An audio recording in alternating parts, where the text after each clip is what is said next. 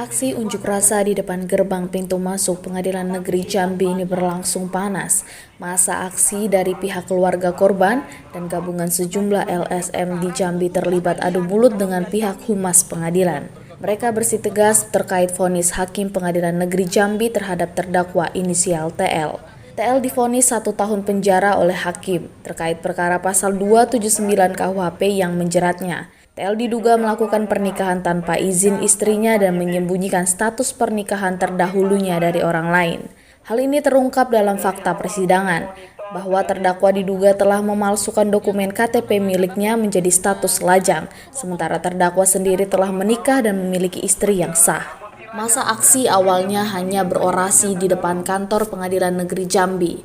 Tak lama berselang, mereka kemudian bergerak dan menggelar aksi yang sama di depan gerbang pintu masuk Kejaksaan Negeri Jambi. Selain kecewa dengan vonis hakim, pendemo juga kecewa dengan tuntutan jaksa yang hanya menuntut terdakwa 1 tahun penjara.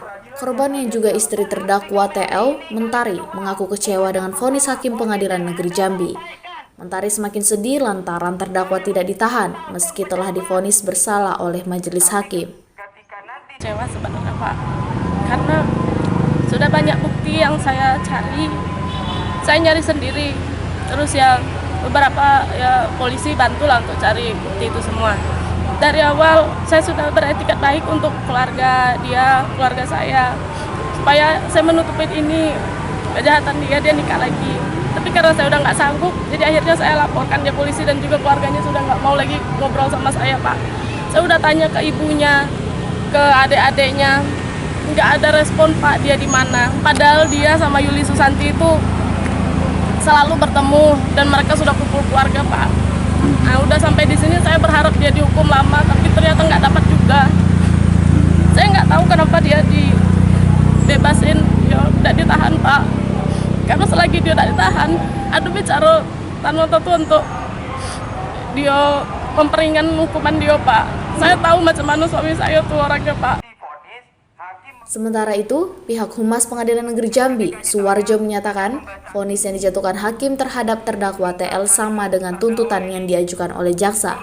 Suwarjo menerangkan terdakwa tidak ditahan lantaran yang bersangkutan mengajukan upaya hukum banding. Sebelumnya, terdakwa TL dipolisikan oleh istri sahnya bernama Mentari lantaran diduga menikah dengan wanita lain dengan cara memalsukan dokumen. TL diduga memalsukan identitasnya di KTP dari sebelumnya berstatus menikah dirubah menjadi berstatus lajang. Bersama jaksa juga mewakili kepentingan korban, tadi sudah bertingkat juga dia dari jaksanya yang bersidang, dari kasipidumnya sampai ke kajarinya, kan gitu.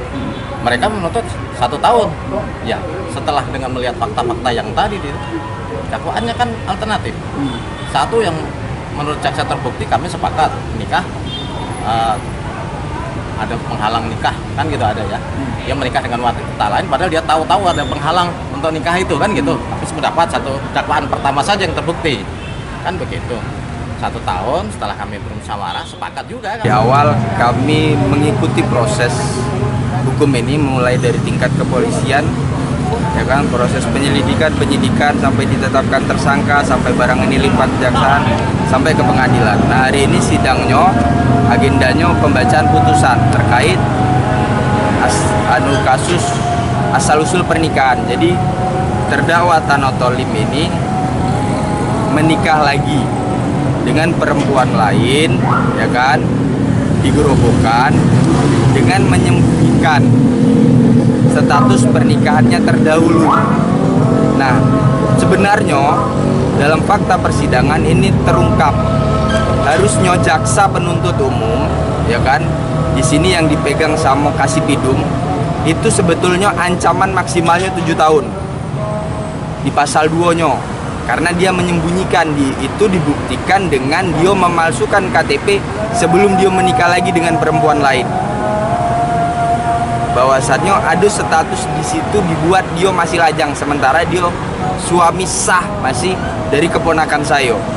Hari ini dia divonis 1 tahun penjara karena itu materi dakwaan yang dibuat oleh jaksa penuntut.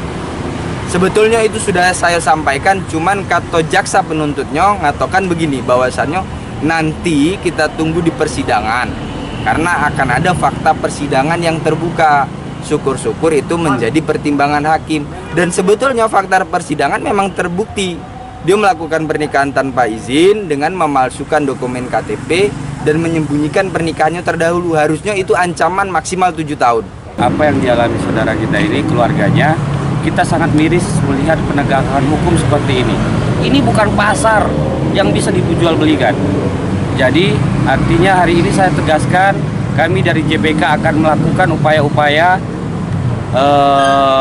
terkait dengan apa yang terjadi ini. Kita akan melakukan aksi baik di Kejari, di Kejati, bahkan sampai ke Komisi Kejaksaan dan Kejaksaan Agung.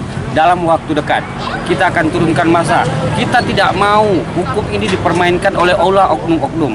Bagaimana bentuk negara ini ketika hal ini dilakukan oleh penegak hukum? Itu yang kita ini kan. Jadi ini baru satu. Nah, bagaimana kasus-kasus yang lain? Jadi kita minta hentikan ini dan